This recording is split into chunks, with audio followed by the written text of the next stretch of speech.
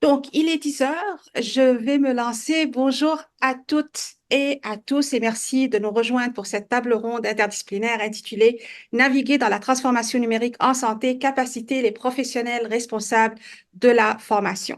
Nous sommes privilégiés aujourd'hui d'accueillir des panélistes éminents, leaders dans leur domaine, pour explorer un sujet d'une importance capitale dans le monde de la santé. Notre discussion se penchera sur le rôle essentiel, bien que souvent sous-estimé, des professionnels responsables de la formation en santé dans le cadre de la transformation numérique. Nous aborderons des défis spécifiques rencontrés par ces acteurs clés, ainsi que des solutions innovantes, des stratégies novatrices et des projets pionniers visant à établir une synergie efficace entre les différents intervenants du secteur de la santé. Je suis très honorée de vous présenter nos panélistes distingués. Madame Anne-Louise Davidson, directrice du laboratoire de l'innovation de l'Université Concordia et titulaire de la chaire de recherche Concordia sur la culture maker. Madame Marie-Pierre Gagnon, titulaire de la chaire de recherche du Canada en technologie et pratique en santé, et puis ma collègue à l'Université Laval. Docteur Anne Tang, qui est chercheur au CRCHUM et professeur titulaire au département de radiologie, radio-oncologie et médecine nucléaire de l'Université de Montréal. Monsieur Martin Reed, expert et coordonnateur gestion clinico-administrative au Centre hospitalier de l'Université de Montréal. Madame Tania Sauber, fondatrice et titulaire de la chaire BMO en diversité et gouvernance de l'Université de Montréal. Et Madame Phébé Gagnon-Courville, conseillère cadre en soins spécialisée à la transformation infirmière ou en ambulatoire au CHUM. Donc, vous voyez, là, on a un panel bien riche. Je vous encourage à utiliser, comme on a fait avant, la fonction de clavardage pour poser vos questions euh, entre vous. Mais pour poser les questions, c'est vraiment dans la section questions et réponses, en précisant le nom du panéliste concerné, s'il vous plaît. Cela va nous aider à gérer efficacement les questions. Un petit rappel, notre rencontre est enregistrée, elle va être disponible sur les réseaux sociaux dans les jours à venir. Donc, avant de se lancer, je vais juste dire un petit mot, un grand merci à Tania Sava qui est avec nous aujourd'hui. Elle a un problème avec sa voix, là, je sais, puis, mais malgré ça, elle va être avec nous et puis elle va essayer de son possible de partager ses innovations et puis ses idées. Donc, merci beaucoup, Tania, d'être présente. J'apprécie énormément. Donc, sans plus tarder, je vais céder la parole à nos panélistes. Donc, un après l'autre, je vais leur demander de dire un premier deux minutes ceux qui ont envie de partager avec nous autour de la thématique. Et puis après, Nathalie et moi, on va passer à des questions beaucoup plus spécifiques et plus centrées puis focus. Alors, on va commencer par Anne-Louise. Anne-Louise, à toi la parole. Oui, bonjour, merci Nadia. Donc, j'aimerais vous partager quelques réflexions en tant que directrice d'un laboratoire d'innovation universitaire. Donc, c'est de cette posture-là que je prends la parole aujourd'hui. Lorsqu'on parle d'innovation dans l'apprentissage en milieu de travail, il faut penser à se tenir à jour parce qu'il y a une accélération des savoirs extraordinaire. Il y a l'évolution rapide des contextes sociétaux et technologiques avec lesquels on est aux prises lors de la quatrième révolution industrielle. Et il faut aussi penser à se former aux nouveaux outils tels que l'IA, ce qui est un peu plus intimidant que d'apprendre à utiliser un iPad, par exemple. Donc, je répète des choses qui ont déjà été dites, mais il faut quand même penser que c'est un contexte. Pour les apprenants qui sont déjà des professionnels chevronnés en milieu hospitalier, dans le milieu de la santé, la réinvention de l'apprentissage signifie d'accueillir des approches pédagogiques dynamiques. Donc, on parle de l'apprentissage par le cas, l'apprentissage par le défi, l'apprentissage collaboratif, les hackathons, par exemple, ou les idéathons, la simulation, la réalité virtuelle, etc. Ça signifie également de favoriser une culture d'apprentissage continu qui intègre la formation dans le quotidien professionnel. Et puis là, j'aimerais amener deux points. Souvent, quand on compte le nombre de personnes qui font de la formation ou qui font de l'innovation, on parle d'un certain nombre qui est énorme. Quand j'arrive sur le terrain, puis je regarde, puis je parle vraiment aux gens, ce qu'ils sont en train de faire, ils me disent qu'ils ont 1 heure ou 2 heures par semaine. Donc, il faut diviser la force de travail par 20 ou par 40. Pour chaque personne qui travaille 1 heure par semaine, c'est 1/40. Donc, c'est plus vraiment le même dossier quand on regarde ça comme ça. L'autre question l'autre point que j'aimerais amener ce matin, c'est que je me pose la question, parce que je regarde Olivier Leblanc, et je me dis, si seulement le CHUM savait ce que le CHUM sait. Ce que je veux dire par là, c'est si seulement l'administration de l'hôpital savait ce que la connaissance collective des gens qui sont sur le terrain contient. C'est un grand désir, je pense. J'imagine que vous avez fait un très, très gros travail de débroussaillage, mais il y a encore beaucoup plus à aller chercher là-dessus. Donc, quand je pense à l'innovation en enseignement, en apprentissage, ça implique certainement de repenser des programmes pour aligner les besoins émergents dans le secteur de la santé, mais il y a aussi qu'il faut penser à accompagner le personnel dans la transformation de ces pratiques-là. Il faut aussi explorer des nouveaux partenariats novateurs avec l'industrie pour tirer parti des avancées technologiques. Donc, c'est de créer des expériences d'apprentissage engageantes et efficaces, mais en même temps de ne pas réinventer la roue. Donc, peut-être une petite conclusion, là, réinventer l'apprentissage en milieu hospitalier, ça veut vraiment dire créer un écosystème éducatif, agile, intégrant l'innovation dans chaque aspect de la formation et collaborer aussi pour créer le tissu d'un écosystème qui est émergent. Donc, je m'arrête là.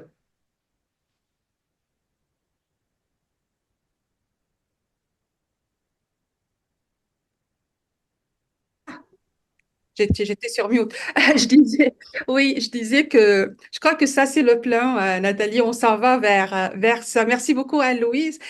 Marie-Pierre, à toi la parole. Oui, bonjour tout le monde. Alors, grand merci Nadia pour l'invitation. Ça me fait plaisir de partager cette journée importante. Et puis, j'ai eu beaucoup de plaisir à lire le livre blanc. Je crois que c'est un travail qui était nécessaire et qui, moi, je suis pas du domaine de l'éducation. Je suis plus en recherche sur l'intégration du numérique et de l'IA dans les pratiques et aussi dans les soins. Et étant d'une faculté de sciences infirmières, par contre, je me vois comme une utilisatrice des connaissances. C'est rare. D'habitude, les chercheurs ont fait des travaux en pensant aux utilisateurs, mais là, je me positionne vraiment comme une utilisatrice des connaissances. Et le livre blanc m'a déjà allumé sur plein d'idées. Je pense que c'est important. Ça nous permet aussi de réfléchir un peu en amont, parce que tout ce qui est là, toutes les propositions, les suggestions, toutes les discussions qui vont s'en suivre, en fait, vont être possibles si on prépare déjà le terrain, si on prépare nos étudiants, le même en formation initiale, à devenir ces formateurs-là, parce que étant dans une faculté de sciences infirmières, il y a beaucoup d'infirmières, infirmiers qui vont avoir un rôle de formateur aussi. Et je suis très sensibilisée à ça dans ma pratique de professeur, puis aussi dans ma pratique de chercheur. Donc, de vraiment offrir ces opportunités-là d'être exposés aux nouvelles approches, mais aussi de développer leur côté critique. Parce que trop souvent, on fait un peu trop confiance, c'est la technologie, hein, on est toujours très enthousiaste. Voici la formation, la simulation, c'est excellent. Oui, il y a beaucoup d'avantages, mais je pense que l'aspect critique doit toujours être présent dans ce qu'on fait. Donc, mes messages, c'est commencer même au tout début, dans notre formation initiale, à préparer les futurs professionnels de la santé à intégrer les outils numériques dans leur apprentissage, dans leur formation continue et eux-mêmes s'ils deviennent des formateurs et toujours maintenir ce côté critique. Et pour ce faire, les partenariats, là, ce que l'intervenant précédent disait, établir des partenariats, mais aussi en recherche, parce que c'était un des constats là, du livre blanc aussi. Quel est l'impact de nos formations? Comment s'améliorer également? Puis, comment être en mesure de voir, par exemple, est-ce que la personnalisation de la formation avec l'intelligence artificielle, ça a vraiment des avantages ou existe-t-il aussi certaines limites ou certaines conséquences inattendues? Donc, notre travail aussi de chercheur, puis dans la poursuite de mes recherches, je vais tenter d'intégrer ces connaissances-là que tu nous as bien partagées. Puis un grand merci et on poursuivra ces réflexions. Merci. Marie-Pierre. Et puis, tu amènes un point important. Je ne sais pas, Nathalie, on n'a pas pensé au fait que c'est vrai, les étudiants présents pourront être des futurs PRF. Là, on pensait toute personne au CHUM a la possibilité d'être PRF, mais en réalité aussi, les personnes qui sont dans les études, ils ont la possibilité, et peut-être ça serait intéressant de commencer à partir de ça. Merci beaucoup. Je vais passer la parole au docteur Teng. Bonjour à tous les participants et les organisateurs. En tant que professeur titulaire à l'Université de Montréal, médecin radiologue et chercheur, je suis déjà arrivé au mi-temps de la vie et de ma carrière de professeur, comme vous pouvez le voir à mes premiers cheveux gris. J'arrive aussi au constat que les approches d'enseignement traditionnelles ont beaucoup évolué, notamment en andragogie. Et grâce aux activités récentes organisées par l'École de l'intelligence artificielle en santé, les interactions avec Nathalie Beaulieu, Nadia Nafi et l'équipe de la Société canadienne du cancer, j'ai constaté qu'on devait explorer de nouvelles approches andragogiques, certaines avec des noms originaux et créatifs, notamment cartographie d'idées, questions éclairs pour nouveaux concepts, n'oublions pas le jeu de la boulette, découverte par analogie et métaphore, apprentissage génial par déduction entre pairs, apprentissage coopératif, contextualisation des apprentissages. Bon, voilà. J'aurai l'occasion de revenir avec des exemples concrets lors de la table ronde. Merci beaucoup. À bientôt. Merci beaucoup. C'est beau de revoir les exemples qu'on a testés puis essayés. Donc là, je passe la parole à Martin. Martin, je sais, on te voit peu, mais on aimerait t'entendre. Oui, je suis là. Écoutez, on parle d'intelligence artificielle et de volet virtuel et depuis ce matin, mon volet virtuel, ça va pas bien. Donc, je suis complètement désolé de la situation. Euh, Écoutez, j'ai lu le livre avec tellement d'intérêt. Moi aussi, si vous aviez la chance de me voir, j'ai quelques mèches grises qui ont poussé depuis des années et ça m'amène énormément d'expérience. 40 ans bientôt dans le réseau de la santé où j'ai vu à peu près tout ce qui pouvait se faire. J'ai même rencontré souvent dans ma vie les deux solitudes, la solitude académique et la solitude clinique. Et très souvent, on parlait ou bien regarde à l'école, c'est ça qu'on a appris. Les gens arrivaient sur le terrain, puis ça ne s'appliquait pas, ou du moins on croyait que ça ne s'appliquait pas, de par la divergence de perception et par moment même, je dirais, deux paradigmes de pensée complètement différents selon les besoins académiques et ou cliniques. Ce que j'apprécie énormément dans la lecture de ce livre blanc-là, c'est que la vision qu'on veut faire de nos PRF fait l'unification de ces deux solitudes-là, où enfin, on va l'intermédiaire entre le besoin clinique et le besoin, ou pas le besoin académique, mais les notions académiques doivent avoir une intégration, une juxtaposition ensemble. Donc, la façon qu'on pourrait facilement valoriser ce rôle-là, c'est justement de faire en soi que nos formateurs, nos gens qui nous donnent la formation, quel que soit le niveau, qu'on parte du DEP et qu'on se rende jusqu'à un niveau élevé universitaire, il y a maintenant un lien intéressant et étroit qui augmente la crédibilité des deux solitudes qui deviennent maintenant une union, une unification dans les trajectoires autant de soins qu'académiques. Donc, c'est pour ça que la notion de ce livre blanc-là va devenir une richesse pour beaucoup de monde à tout niveau. Et c'est vrai, c'est important, on est un centre universitaire, on parle beaucoup de volets universitaires, mais il ne faut pas oublier que dans un milieu de santé, on a vraiment du DEP jusqu'au PhD et toutes ces notions-là ont des visions différentes et sans vouloir être négatif de quoi que ce soit, mais des capacités académiques différentes qui doivent être adaptées en fonction de à qui on s'adresse et quel est le besoin d'une notion académique pour ces individus-là. Alors, Absolument. voilà. Absolument. Merci, merci, merci, merci beaucoup. Je donne la parole à Tania. Tania, essaye. Oui, je vais essayer. En fait, Monsieur Reed, on ne le voit pas, mais on l'entend. Moi, on me voit, mais on m'entend. Je le dis ici. Donc, vous avez un panel très diversifié. Alors, d'abord, je voudrais vous dire que moi, ma perspective vient de relations industrielles. Donc, c'est sur l'emploi. Et aujourd'hui, tous les milieux professionnels et les milieux de travail ont un grand souci. C'est une technologie qui avance de manière exponentielle et des systèmes sociotechniques et professionnels qui n'arrivent pas à suivre. Alors, vous comprenez que moi, c'est avec grand intérêt et bravo pour ce rapport parce que ce que j'ai essayé, c'est de rechercher les ingrédients qui ont été mis de l'avant pour capter l'incertitude parce qu'on est à deux volets. On veut bien faire de la formation, mais encore faut-il comprendre comment les systèmes évoluent pour adapter la formation.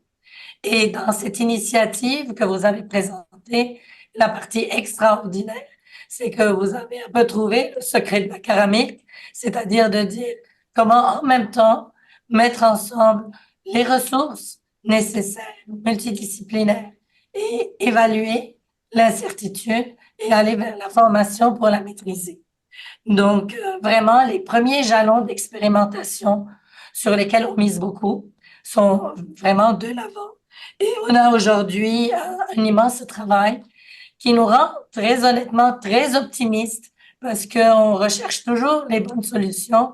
Et je pense que je ne suis pas un spécialiste de la santé, mais plus de l'organisation du travail. Et je pense que vous nous donnez vraiment un exemple déjà sur lequel on peut répliquer plusieurs autres façons de faire dans des milieux différents. La santé est un écosystème. Oui, il y a le CHUM, mais il y a les institutions, bien entendu, spécialisées en santé. À l'intérieur des hôpitaux, il n'y a pas que les soins. Il y a beaucoup de services qui demandent des réorganisations et pivotent autour de la santé une multitude de petites et moyennes entreprises aussi qui donnent des services et qui vont certainement apprendre beaucoup sur cette façon de pouvoir procéder. Donc, peut-être dans les discussions suivantes, on ira un peu sur les ingrédients.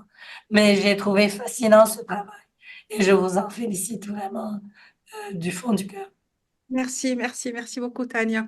Phoebe, Oui, ben merci beaucoup vraiment pour l'invitation. Puis ce que je vis actuellement, en fait, c'est beaucoup d'espoir là, par rapport à la démarche que vous avez fait. Je pense que ça c'est excessivement encourageant parce que ça reconnaît en fait les défis qui sont vécus par les PRF, particulièrement en sciences infirmières. Je pense que c'est un milieu, tout comme l'ensemble des domaines de la santé, qui vit d'énormes changements. Puis on voit que l'introduction, par exemple, de nouvelles technologies, tant au niveau de l'enseignement, mais aussi de la pratique, en fait, amène d'énormes changements, puis un besoin d'adaptation vraiment très, très élevé.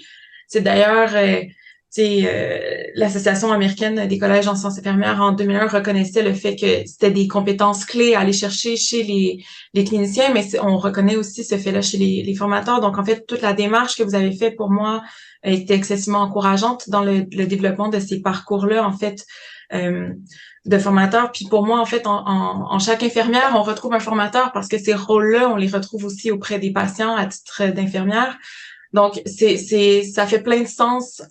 Puis, c'est une forme de hiérarchisation, en fait, qu'on vit. On enseigne aux patients. D'autres infirmières enseignent à des infirmières. Des pédagogues enseignent à des infirmières qui enseignent à des infirmières. Donc, c'est de reconnaître, en fait, cette chaîne-là qu'on a besoin, je pense, de miser sur ces partenariats-là parce qu'on peut pas tous être experts dans l'ensemble des domaines, donc dans le domaine clinique, dans le domaine andragogique. Donc, je pense que c'est de reconnaître les forces de ces partenariats-là puis les besoins, en fait, de ces personnes-là pour aller mieux former, puis après ça, c'est promouvoir le transfert vers la pratique des apprentissages qui sont si importants pour aller sécuriser aussi l'ensemble de nos apprenants. Puis on le sait que la formation des infirmières, puis la formation, c'est une bonne formation en fait de ce personnel-là. C'est excessivement important pour en fait tout ce qui est la rétention du personnel, la qualité des soins. Donc, puis c'est d'ailleurs des points clés de tout ce qu'on voit au niveau des Magnet Hospitals aux États-Unis, puis qu'on est en train d'amener vers le Canada. Donc, pour moi, en fait, c'est de reconnaître l'importance de l'implantation de pratiques andragogiques excellentes dans les domaines en santé, puis l'impact que ça va avoir sur les patients. Donc, je pense que ça met en lumière toute cette démarche-là, puis je trouve ça excessivement encourageant, en fait. Ouais. merci beaucoup, Phoebe. Puis comme vous le dites, on ne peut pas être expert en tout. Moi, je dis à mes étudiants, vous êtes légendaire en quelque chose, mais allez chercher aussi les autres légendaires en autre chose et se compléter pour pouvoir avancer ensemble. Nathalie, je crois que Oui. c'est tour de prendre la relève. Oui, bien sûr. Merci à tous pour les différentes perspectives qui ont été amenées. J'ai une première question pour vous tous. On sait, les résultats de notre livre blanc l'annoncent quand même clairement. Les professionnels qui ont des responsabilités de formation en santé sont vraiment essentiels dans tout ce qui est la transformation numérique. Mais leur rôle crucial reste sous-valorisé. À l'heure où l'intelligence artificielle, les transformations numériques redessinent, si on veut, le paysage de la santé, comment imaginez-vous l'évolution de ce rôle central-là? Donc, comment vous vous projetez dans l'avenir?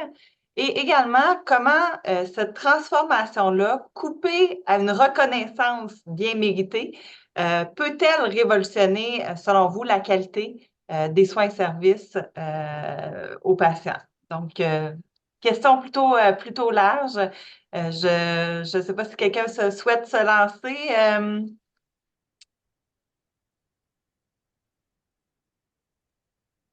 J'irai avec Phoebe alors.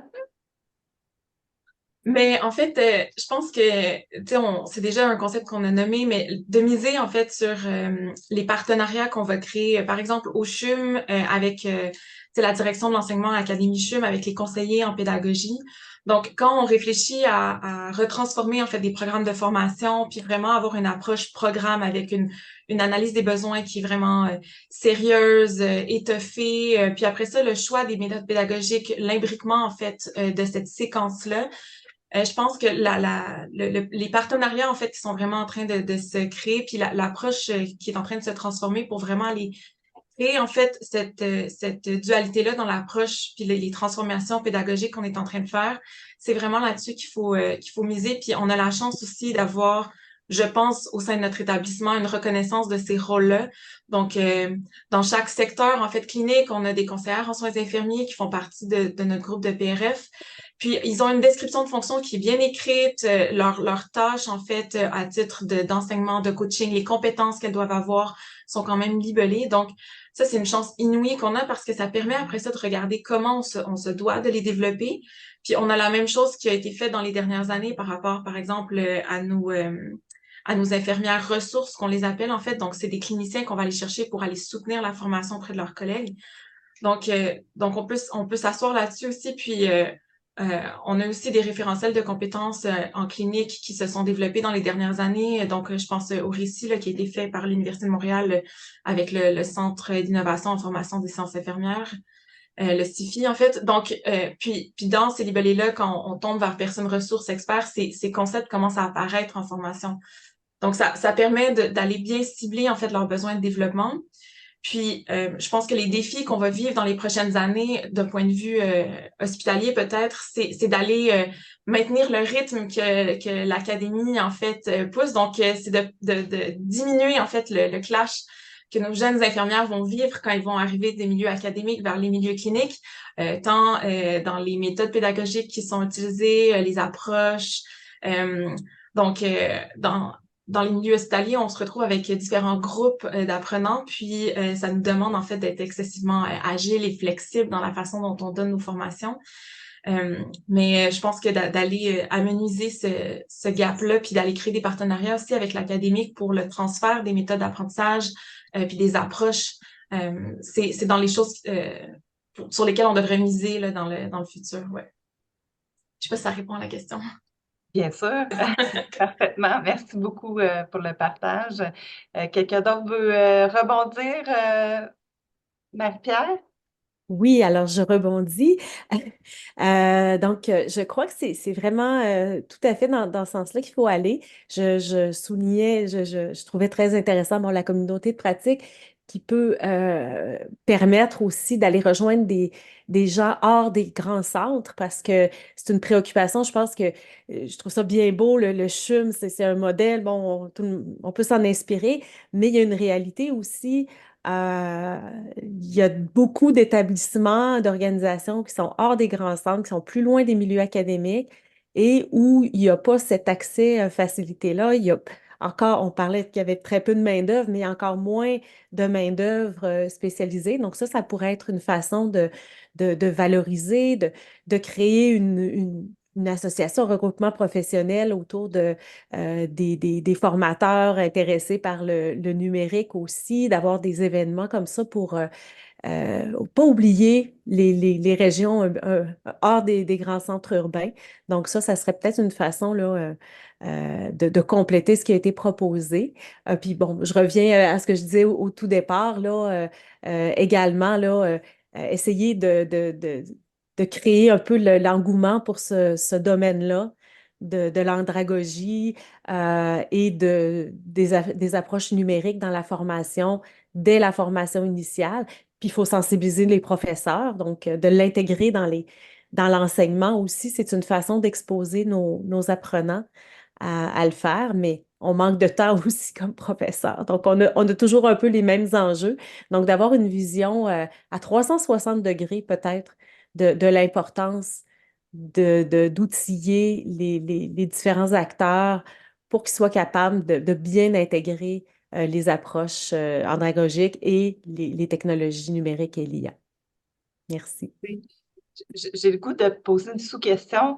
En fait, par expérience, le mot andragogie n'est pas sexy, mais pas du tout. Si je vais parler, en tout cas, du moins dans notre milieu, là, quand on nomme le mot andragogie, c'est bon. Puis l'autre chose dans le milieu, puis encore une fois, je vais parler pour le milieu de la santé. Le milieu de la santé valorise énormément l'expertise de pointe, etc.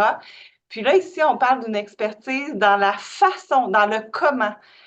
Donc, comment arriver à justement trouver une valorisation de bien enseigner quand à la base, c'est pas une façon je vais dire, un contenu spécifique ou perçu comme étant un contenu spécifique de comment soigner. Là, on est ou des approches ou des méthodologies. Là, on est vraiment dans quelque chose d'un peu plus soft, qui est un peu moins présent dans le domaine de la santé. C'est une question. Je ne sais pas si quelqu'un a le goût de se lancer, là. Ben, je peux me permettre, Nathalie? Oui, bien sûr. Martin, vous me voyez pas là, mais je fais du pouce sur mon préambule de tantôt où je parlais vraiment des deux solitudes académiques et cliniques. Et effectivement, dans l'enseignement, on était très isolés, très, chacun de son côté avec ses croyances et les besoins de chacun des côtés. Et les PRF, justement, ils permettent cet équilibre-là de bien être formés par différentes stratégies, différentes notions andragogiques quelconques, mais de par les différents niveaux aussi qu'ils ont, transmettre l'information au niveau rattaché aux besoins du terrain. Et c'est ça la notion qui, je trouve fascinant dans la démarche qui est en train d'être faite, c'est de ramener justement à la base de la formation de base, mais on s'entend qu'une formation de base de type maîtrise, doctorat ou autre, puis la formation de base pour quelqu'un des services d'entretien ménager, parce que pour moi, c'est toute la même ligne au bout de la ligne du programme de besoins académiques, ben, elle est vraie aussi pour ces gens-là. Ah, si nous arrivons à maintenir un équilibre intéressant entre les capacités andragogiques, mais imaginez-vous juste ce mot-là à une infirmière auxiliaire, c'est pas méchant ce que je veux dire, mais la notion, effectivement, puis je suis d'accord avec toi, c'est vraiment pas sexy. Mais quand on forme bien nos PRF et transmettent bien cette formation-là, il devient nos PRF des leaders. Et un leader, c'est quoi par définition? C'est pas quelqu'un qui est éduqué ou formé pour être leader, c'est quelqu'un qu'on choisit. Alors, si la notion de bien former nos gens, ils vont être choisis comme étant leurs leaders et ils vont devenir par le fait même des spécialistes et des gens reconnus par leurs compétences et leur attitude et leur savoir-faire et surtout savoir-être. Merci beaucoup, Martin. C'est très intéressant comme perspective. Je crois que Tania, Madame Sabat. Oui, je vais essayer d'ajouter. Je vais faire du pouce un peu sur ce qui a été dit, puis ce que M. Reed vient de dire. Moi, je pense qu'il y a deux voies pour valoriser la contribution des PLF. Un, c'est le rôle incontournable qui va certainement se consolider avec le temps parce qu'on ne va plus avoir le choix que de fonctionner de cette manière. Et donc, l'utilité, l'efficacité va venir renforcer le rôle. Mais deuxièmement, je vous dirais que c'est un problème, un phénomène qui est beaucoup plus large au Québec et au Canada. Ce n'est pas seulement sur les épaules des PRF que doit reposer la valorisation de leur rôle, c'est sur la communauté. On ne valorise pas assez les cultures de formation dans les milieux. Le Québec, le Canada sont à la traîne dans les formations qui sont données. Et donc, c'est plus on adopte, plus chaque personne sait que tout au long de sa vie, elle va avoir à se former, qu'on est dans des modalités qui changent et qui évoluent. automatiquement, le rôle des PRF va devenir un rôle qui est incontournable. Donc, ils vont travailler, oui, sur les PRF, ce qui est fait aujourd'hui, mais vraiment aussi sur toutes les communautés et renforcer cette culture de formation tout au long de la vie. Merci, Madame Saba. Et par curiosité, vous venez de dire que le Québec et le Canada sont un peu à la remorque comparativement ailleurs. Qui sont les pionniers selon vous? Les modèles à suivre? Par curiosité. Comme d'habitude, beaucoup les modèles nordiques, beaucoup les modèles l'Allemagne. Et pourtant, nous sommes à la traîne, mais nous ne manquons pas de moyens. Nous avons les bonnes lois, nous avons les réglementations, mais notre économie, qui est constituée beaucoup de petites et moyennes entreprises, fait en sorte qu'on n'utilise pas nécessairement l'argent qui peut être disponible. Les grandes institutions comme les vôtres mènent. Et à partir du moment où on instaure de plus en plus, dès le recrutement, dès l'université et les milieux professionnels, surtout le milieu médical, ben c'est sûr qu'il y a déjà des exigences de formation, mais elles doivent être élargies, puis elles doivent être beaucoup plus démocratisées à l'intérieur des unités. Et profiter justement, puis renforcer les politiques publiques aussi pour aider les institutions dans ce sens. Merci. Je pense qu'il nous reste Dr. Tang et Anne-Louise.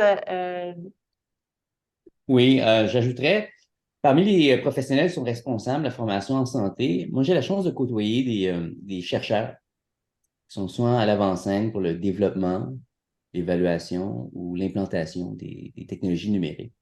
Autrement dit, je ne vois pas uniquement notre communauté de chercheurs comme des prophètes ou des rêveurs sur la montagne, mais aussi des professeurs au niveau postgradué et puis des ingénieurs d'infrastructures numériques qui va être essentiel pour le déploiement de l'IA en santé. Ces chercheurs, ils et elles, sont aux premières loges pour identifier les défis de développement et d'installation des logiciels. Je donne quelques exemples. Le processus d'approbation, que ce soit la signature des contrats, l'approbation éthique, puisqu'il est souvent question de données de patients et de grandes cohortes de patients.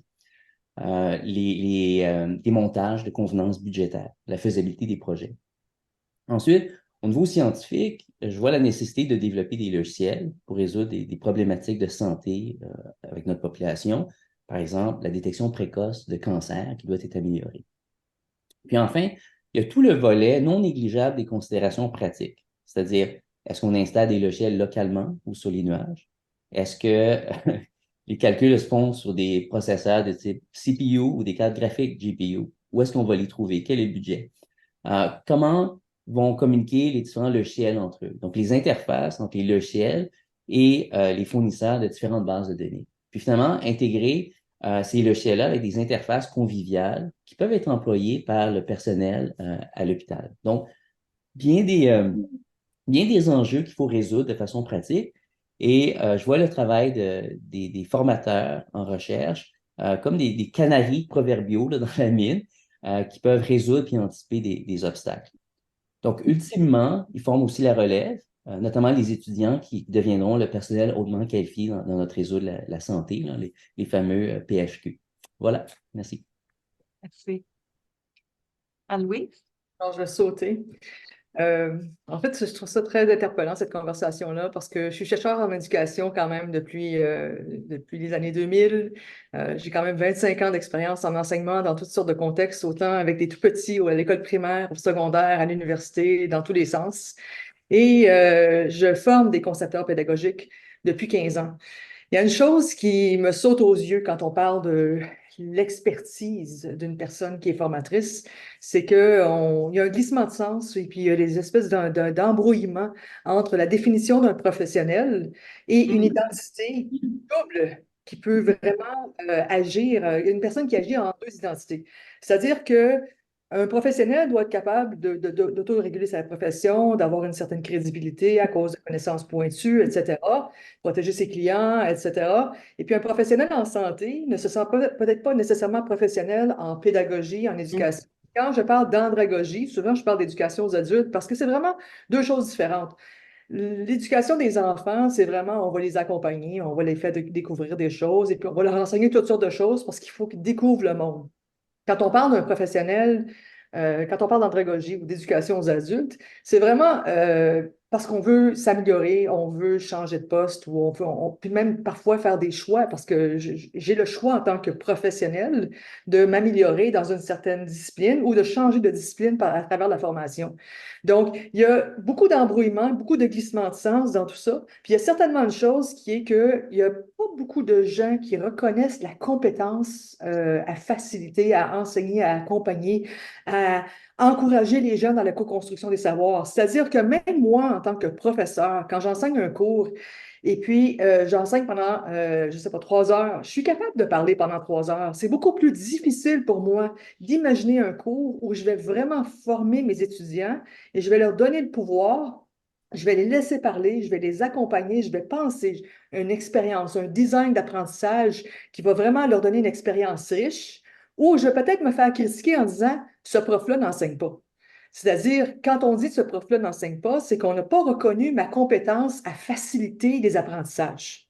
Donc, il y a ce glissement de sens-là qui existe. Et puis, il y a certainement aussi autre chose que j'aimerais dire dans cette conversation-là. Et puis, c'est la question que c'est très différent de former et puis de penser à une formation qui est riche et puis agir dans un contexte qui est très, très, très réglementé où chaque action a un certain temps, je ne sais pas moi, 2 minutes pour intervenir sur ça, 3 secondes pour intervenir sur ça, il faut que la procédure soit vérifiée, etc. Et puis toute la journée, il y a un focus extrême qui se fait dans une expertise qui n'est pas du tout la même chose en éducation. Ça prend du temps de tâtonnement. Un professionnel qui veut réfléchir à quelque chose, je vous dis, là, parfois, je me mets dans une bulle et puis je me dis, OK, quelle expérience je suis capable d'imaginer? Ça signifie que j'arrête mes rendez-vous dans une journée. Cette journée-là, c'est une journée bulle. Je me crée un espace de création. On ne peut pas créer des choses sous une tension et puis une espèce d'obligation d'exécution constante. Donc, je veux soulever ça quand même parce que je ne pense pas que les PRF sont capables d'innover et repenser toute la formation s'ils n'ont pas le temps. Et puis ça sort très bien dans le livre blanc, là, un manque de temps flagrant qui est fondamental à la profession. Et des gens peuvent dire, par exemple, OK, mais ce sera quoi la valeur ajoutée pour les patients? Mais si on a des problèmes, c'est-à-dire, entre autres, prendre le patient comme ça, dans sa globalité plutôt que simplement le symptôme, etc., et puis on peut les citer facilement, ce qui se retrouve dans le livre blanc. La question à savoir, comment on peut créer une meilleure équipe, une meilleure force de travail à travers une formation, une co-formation, mais qui va prendre du temps de créativité. Donc, j'arrête là-dessus. Merci infiniment, Anne-Louise. Très inspirant. Puis, vous faites bien, c'est vraiment le cri du cœur qui nous a été lancé de la part des formateurs, des PRF au CHUM en disant on a besoin de temps d'être libéré pour justement concevoir, réfléchir à comment faire notre formation différemment, puis se développer aussi comme formateur, à avoir des approches andragogiques différentes. Je laisserai Nadia pour la facilitation de la suite. La prochaine question, et puis qui suit absolument ce qui a été discuté, et puis ce que tu viens de dire, c'est avec le besoin criant des PRF. Là, on parlait de qu'est-ce qu'on doit faire. Là, on veut passer à comment le faire. Alors, ma question vers vous, c'est vraiment quelles seraient des solutions face à cet appel pressant. Je dis ma question pour ne rien oublier des détails que je veux absolument aborder avec vous. Quelles actions concrètes et novatrices proposez-vous pour y répondre? Avez-vous des exemples inspirants, des stratégies révolutionnaires déjà en action ou des projets avant-gardistes en gestation? Et surtout, et puis on a parlé de ceci, comment imaginer une synergie puissante entre les institutions de santé, les universités, les experts en technologie éducative, le gouvernement, les patients partenaires et d'autres acteurs essentiels pour propulser les PRF au cœur de cette transformation numérique en santé? Et puis, je vais peut-être commencer avec Dr. Tang. Oui. Vous voyez derrière moi des livres médicaux, de physique, d'informatique qui résument des connaissances des dernières décennies. Dans mon domaine, le défi, c'est comment enseigner quelque chose qu'on ne maîtrise pas encore soi-même ou qui vient d'apparaître. Donc, par exemple, comment transmettre à la communauté en radiologie le principe de fonctionnement des modèles langage-texte, des modèles génératifs. Donc, moi, je veux deux façons concrètes là, d'apprentissage par l'exemple. soit par un processus de mentorat ou de compagnonnage. Deux exemples. Un premier exemple serait le développement de logiciels d'IA localement dans le contexte de programmes de recherche qui sont financés par des organismes subventionnels. À titre d'exemple, notre équipe a développé un modèle d'IA pour grader la sévérité de foie gras, donc une maladie qui affecte le quart de la population adulte nord-américaine. C'est financé par Rivado. Et puis, on a avec nous des étudiants au PhD qui travaillent conjointement avec Guy Cloutier, chercheur en échographie au CHUM. Et pour rendre ça accessible à notre communauté, on a invité des radiologues à différents niveaux de formation, que ce soit des résidents, des fellows, des radiologues établis, et comparer leur performance avec celle du logiciel pour apprivoiser cette technique-là.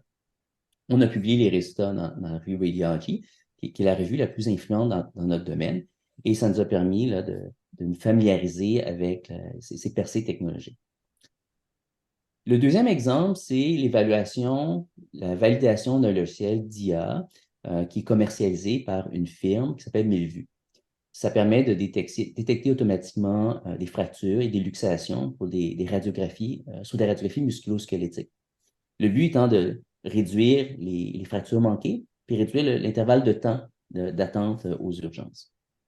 Ici encore, c'est un autre apprentissage, un autre exemple d'apprentissage par la pratique, learning by doing.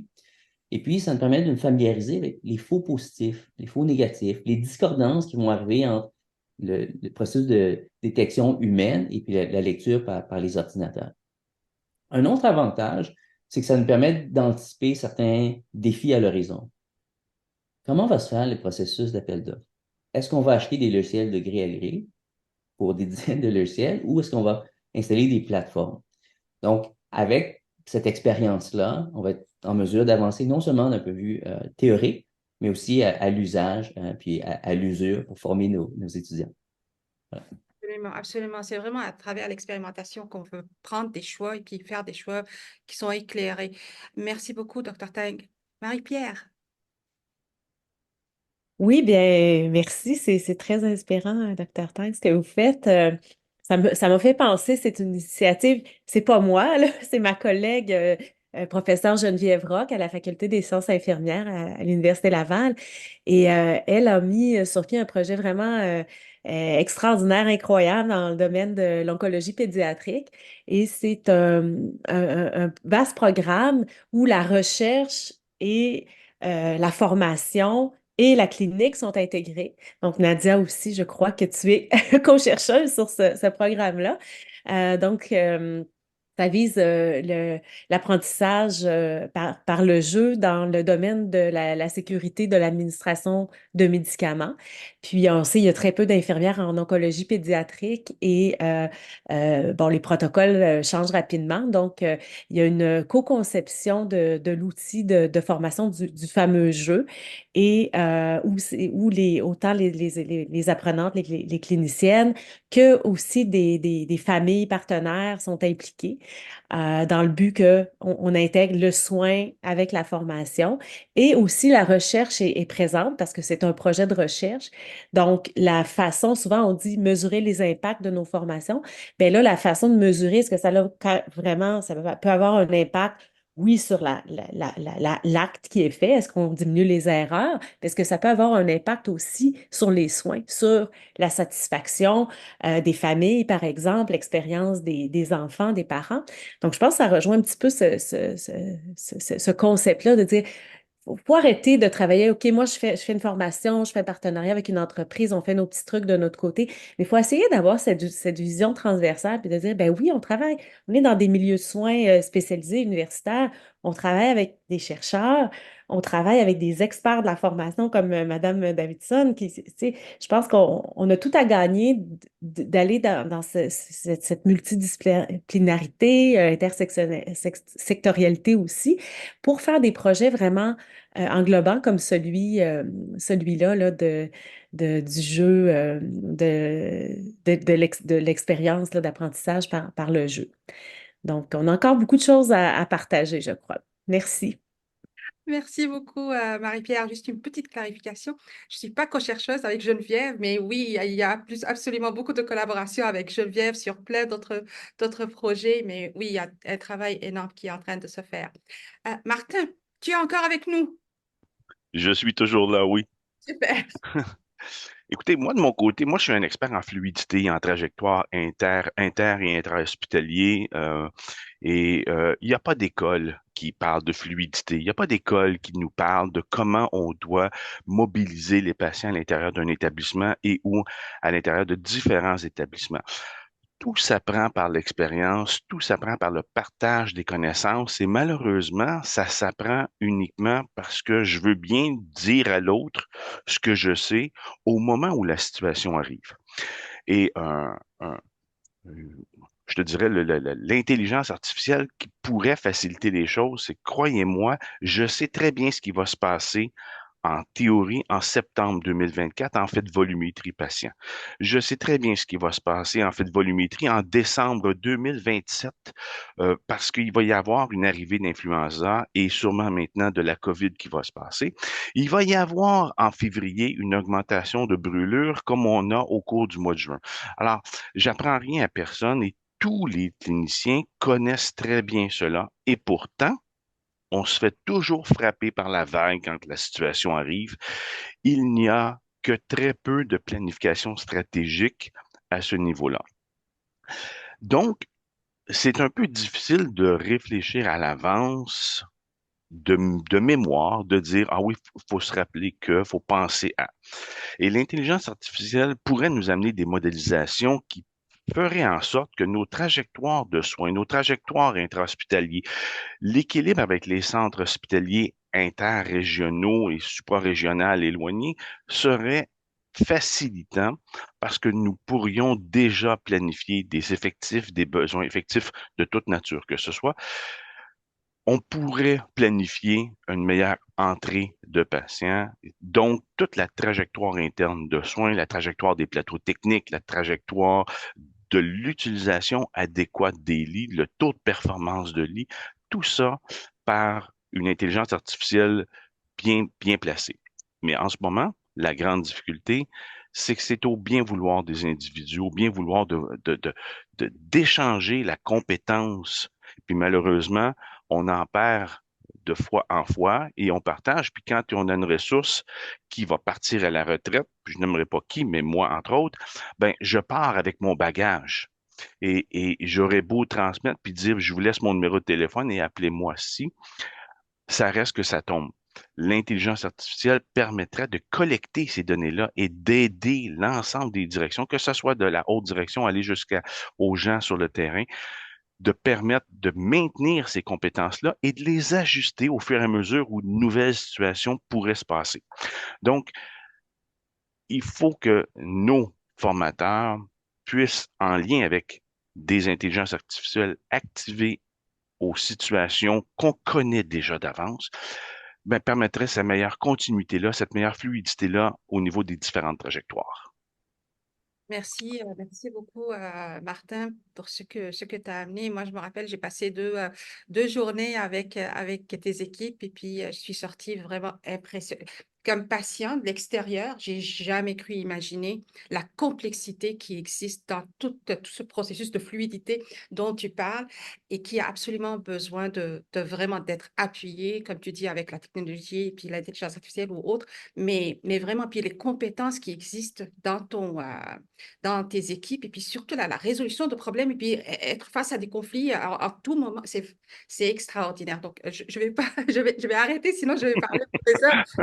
Encore une fois, comme je m'imagine dans tes chambres de stratégie avec les équipes et puis c'est vraiment impressionnant. Je vais donner la parole à Tania.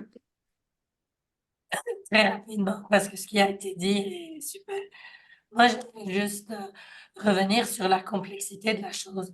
Et toutes les équipes aujourd'hui qui travaillent, que ce soit sur le développement de la formation, l'intégration des technologies, sont quasiment des équipes d'entrepreneuriat, doivent prendre le risque, doivent expérimenter, doivent être jugées sur la performance, doivent travailler avec des règles de gouvernance, doivent regarder les questions autour de l'équité l'humanisme qu'ils sont en train de faire? Est-ce qu'ils n'oublient pas, justement, dans leur protocole, encore une fois, ou des données, on a vu beaucoup sur les questions autour des données biaisées. Donc, honnêtement, vraiment, non seulement la complexité, je dirais ce qui est extraordinaire et qu'on voit, en tout cas, évoluer, c'est la communauté d'intelligence artificielle, plus proche des communautés qui ont besoin d'être développées. Parce qu'il y a eu un temps où d'avoir accès, c'est pas tout le monde qui comprend l'intelligence artificielle, et d'avoir avoir à des experts qui viennent comprendre le domaine dans lequel on évolue et faire adapter les technologies. Ça aussi, on a vu quand même une grande évolution. Puis je pense que le domaine de la santé est pas mal à l'avant-garde par rapport à d'autres organisations. Et la question du partage est toujours cruciale. On veut en même temps s'approprier ce qu'on est en train de développer et on est beaucoup plus dans une économie où il faut partager ce qu'on est en train de développer. Et ça aussi, entre conserver son know-how et finalement sa capacité compétitive et entre la volonté aussi de tout partager, ça aussi, ce sont des choses qui ont besoin d'évolution de mentalité. Et encore une fois, avec ce qu'on entend aujourd'hui, on voit vraiment cette belle maturité à laquelle on est en train d'arriver. Et je reprends que c'est beaucoup de choses qu'on fait en même temps. La maturité, l'expérimentation, la compréhension des différents systèmes, le partage, associer ça à des domaines très différents, parler un langage commun, et de pouvoir arriver aujourd'hui quand même à déjà voir des possibilités de faire des choses. Bon, pour moi, vraiment, je trouve ça extraordinaire. Merci beaucoup, Tania. Phébé. Oui, ben je pense que tu sais dans les beaux exemples qu'on voit là, en termes d'innovation au niveau de la formation, tu sais, moi je pense entre autres à tout ce qui est fait au niveau du centre de simulation, par exemple, tu sais, au sein de l'hôpital, mais on a par exemple été chercher une expertise au niveau Emergo, donc c'est toutes les simulations de table pour les grands événements. Donc initialement, tu sais, on pensait code orange, mais ça peut être aussi tu sais, la gestion de secteurs ou d'événements. Donc ça c'est excessivement intéressant, autant pour le développement des processus puis le fait de pouvoir les tester, mais aussi après ça, la formation des équipes justement dans cette fluidité-là, puis de choses en fait qu'on pourrait difficilement simuler en personne. Puis aussi tout le mouvement qui est en train de se passer au centre de simulation pour la création du centre d'expertise en simulation avec vraiment une formalisation en fait des attentes envers les formateurs, mais comment on va les former, les accompagner, la création de méthodes débriefing qui a été fait auprès en fait de nos experts en débriefing qui est en train en fait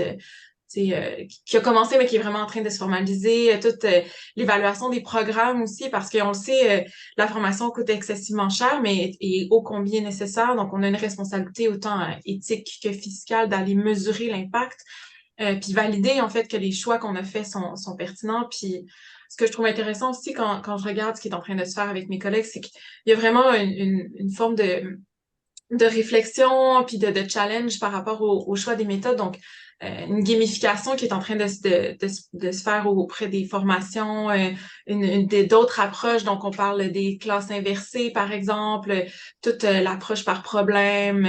Donc, ça, c'est vraiment intéressant. Ça demande un fort engagement de nos apprenants, mais vraiment une portée intéressante au niveau des apprentissages. Puis, tu sais, je pense qu'il y a des choses intéressantes aussi qui se passent à travers le monde dont on peut s'inspirer. Là, on a eu la création de certains jeux sérieux qui ont été faits en collaboration avec l'ADA qui ont été excessivement porteurs, mais c'est des choses en fait qu'on voit prendre de plus en plus d'ampleur, mais qui demandent, comme on le disait, énormément de temps. Puis je pense que les défis qu'on va vivre par rapport à ce genre de méthodes-là, c'est que comment on les partage après ça, puis on en fait bénéficier la communauté, de façon plus large, parce qu'on est très bon pour partager nos TIC puis nos formations en ligne. On a des approches un peu plus provinciales, ministérielles pour ça, où en fait on fait bénéficier notre expérience comme clinicien avec un accompagnement pour respecter les bonnes pratiques en termes d'éthique, mais toutes les autres types de formations, c'est là que ça devient un petit peu plus difficile. Donc, je pense que les défis résident encore là, mais on voit vraiment un mouvement qui est en train de se créer pour par rapport justement aux nouvelles approches. Donc, je pense que c'est là que ça devient intéressant. Puis, un intérêt aussi, donc un début de conscience que nos PRT sont en train de prendre par rapport justement à leur nécessité de se former par rapport à ça, puis de devenir comme une double expertise, en fait, qui a besoin d'être développée. Donc, je pense que c'est extrêmement encourageant. Puis, je trouve ça très intéressant de voir aussi toutes ces choses-là se mettre en place. Je pense que les choses qui nous restent à faire après ça, c'est aller faire ces liens-là avec l'académie, transformer ça dans des recherches pour aller vraiment évaluer, regarder comment on peut après ça répéter. Mais c'est en train de se faire, là. Il y a des modules de réalité virtuelle qui sont en train d'être évalués, puis on voit que c'est l'industrie qui a approché l'hôpital avec une évaluation de faisabilité puis de pertinence par les cliniciens. Donc, on voit que ces mouvements-là sont en train de se faire aussi. Donc, je pense qu'on est sur une belle ère d'aller, en fait, à ce niveau-là. Merci beaucoup, Phébé. Et Anne-Louise, disons dans un monde idéal où on a le temps, les PRF ont le temps. Et puis avec toute ton expérience, avec tous tes projets interdisciplinaires, et puis où vraiment tu vas capter les différentes expertises de partout. Oui, Qu'est-ce j'allais vous dire justement, souvent je me présente comme étant une futuriste pour cacher que je suis une tâtonneuse experte. C'est sûr que dans une autre vie, là, je serais une retapeuse de temps perdu. Donc voici quelques pépites d'or que je vous offre comme ça. Une expérience que j'ai faite avec la commission scolaire Riverside qui était de créer une communauté de leaders, génératrices de leaders. Donc ça fonctionne comme une communauté d'apprentissage ou une communauté de pratique de personnes qui sont des leaders d'un peu partout qui ensuite crée des petites communautés ou des sous-communautés de personnes qui vont être des leaders. Donc, c'est comme une espèce de méthode pour un leadership partagé. Donc, ça part d'objectifs, de critères d'évaluation, et puis on identifie des enveloppes, des moments, des temps de libération pour être capable de faire des avancées. Ça commence très petit pour se créer, se dédoubler, se décupler, etc. Donc, ça, c'est un exemple. L'autre exemple, et puis c'est mon dada dernièrement, ça s'appelle le munch learning. Vous savez, quand on grignote, on sait très bien maintenant, la science nous a dit que ça fait grossir. Donc, le grignotage d'apprentissage, c'est ma nouvelle façon de faire. S'il y a la possibilité d'avoir des petites pépites ou des petites bouchées d'apprentissage qui peuvent être mises sur une interface où les gens en mangeant, peuvent écouter une minute pour progresser dans quelque chose. Ça, c'est un format qui est très, très désirable en milieu de travail. Euh, un carré de sable d'innovation en français. En anglais, ça sonne mieux, c'est Innovation Sandbox. Souvent, ça existe dans le milieu de l'IA. Je le fais dans le milieu de l'éducation universitaire. On parle de petits défis qui ne sont pas complets, de projets qui sont prometteurs, mais on ne veut pas trop mettre de ressources dedans. On veut juste essayer les possibilités pour voir est-ce que c'est prometteur, est-ce que ça peut marcher, est-ce qu'on a de l'expertise, est-ce qu'on peut créer une communauté autour de ça. Ça nous donne la possibilité de faire des erreurs rapides pour corriger le tir, pour ne pas mettre beaucoup de ressources dans quelque chose qui ne marchera pas. Ça donne la possibilité d'itérer et puis d'ajouter de l'expertise dans la culture d'innovation, dans l'écosystème de l'entreprise ou de l'hôpital ou du milieu hospitalier. Dernière idée peut-être là, pour assurer ou cultiver une culture d'apprentissage tout au long de la vie, c'est de vraiment maximiser, capitaliser sur les programmes de mentorat. D'avoir une liste de mentors et puis de valoriser le mentorat, soit par des prix annuels ou des petites choses que les gens peuvent valoriser. Là. Je sais par exemple que vous avez parlé de badge. Je ne sais pas parce que je n'ai pas fait partie de cette équipe-là, mais il faut savoir qu'est-ce que les mentors valorisent. C'est-à-dire que si je vais chez Starbucks, puis on me dit, pour ta fête, on va te donner un extra squirt de calories puis de gras, je ne sais pas quoi dans ton café, je ne le veux pas. Parce que moi, je ne valorise pas ça. Donc, qu'est-ce que les mentors veulent? Qu'est-ce qu'ils valorisent? Qu'est-ce qu'ils aimeraient accumuler? Donc, c'est d'essayer d'identifier ça, de créer un programme, puis ensuite de travailler beaucoup sur le matching. Parce que c'est pas juste de dire, je ne sais pas, Nathalie, tu vas être mon mentor maintenant. Peut-être que ça ne marchera pas, on ne fait pas la même chose. Donc, c'est vraiment d'aller voir comment est-ce qu'on peut créer peut-être une liste ou une database de personnes qui ont besoin d'être mentorées versus des mentors. Donc, ça, c'est les petites pépites d'or que je vous offre aujourd'hui. Merci beaucoup à Louise. Et puis, je vois dans les commentaires, il y a plein de personnes qui ont dit, j'adore cette formulation, grignoter la formation tous les jours, cette petite bouchée d'apprentissage, mettre en avant l'importance des messages clés et ainsi de suite. Et puis, Nathalie, nous, là, durant l'hiver, on va envoyer des petites bouchées à nos PRF, just in time, et puis vraiment aller vers l'avant avec eux, alors, et puis elles. Donc, merci beaucoup à nos invités. Nathalie, comment tu aimerais clôturer notre belle et puis riche table ronde? Ben, en fait, tout d'abord, merci à tous et à toutes. Sincèrement, la richesse des échanges, c'était très, très, très intéressant. Puis merci à tous ceux qui ont accepté de se connecter à cet événement-là. Je dirais en toile de fond, ce que j'entends depuis tout à l'heure, c'est toute la notion d'apprentissage tout au long de la vie, partout, de tous et avec tous. La notion d'écosystème, ça revient dans les échanges. Je pense qu'également, ça confirme que les PRF en santé sont des leviers de transformation incontournables.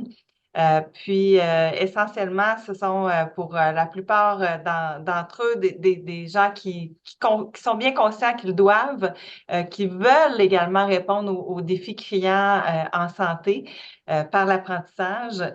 Puis, je dirais, on est rendu au moment où on veut leur donner les moyens d'agir, les moyens d'y arriver. J'en profiterai peut-être pour faire une petite annonce en conclusion. Je vous invite à notre symposium sur l'apprentissage réinventé pour mieux soigner qui aura lieu le 16 février prochain au CHUM. Puis ce symposium-là est vraiment en réponse aux besoins des PRF dans tout ce qu'ils nous ont nommé dans le cadre de notre analyse de leurs besoins. Et évidemment, Nadia et moi, en fait, nos institutions respectives sommes très présentes sur les réseaux sociaux. Donc, je vous invite également à nous suivre sur les réseaux sociaux. Au fur et à mesure, on va continuer vraiment à partager la programmation, les outils qu'on développe pour les PRF. On le fait dans une perspective de partage pour l'ensemble de la communauté. Donc, c'était mon petit mot de la fin. Nadia, je te laisse peut-être la dernière partie. Merci Nathalie. Et donc, à mon tour, je dis un grand, énorme merci à nos invités et puis à nos panélistes. Vraiment, là, c'était hyper riche. Et puis, on a vu aussi les commentaires des participants qui abordent dans la même direction, qui aussi ont beaucoup apprécié tout ce que vous avez partagé. Un énorme merci aussi pour toutes les personnes qui sont restées avec nous durant ces 2 heures. Bien sûr, je dois remercier le ministère de l'Économie et de l'Innovation pour son soutien indéfectible à notre projet. Et puis, un grand merci à l'Obvia, bien sûr, mais spécialement à Laura Maltais, provinciale, et puis l'équipe de communication qui ont soutenu notre projet dès le début. Un immense merci, bien sûr, à ma très cher partenaire, la DEAC. C'est un vrai partenaire avec qui collaborer est non seulement très excitant, mais aussi un véritable privilège. Et puis, je tiens aussi à saluer particulièrement le leadership de Julie que vous avez rencontré aujourd'hui, qui a orchestré ce projet depuis ses débuts. Et puis, le livre blanc ne serait jamais entre nos mains aujourd'hui si ce n'était pas pour elle. Donc, juste pour vous rappeler, l'enregistrement de nos 2 heures va être partagé sur les réseaux. En finissant, je vous souhaite une très belle fin de semaine et puis au plaisir de vous retrouver lors de nos résultats de nos essais pilotes durant cet hiver-là. Merci à tout le monde.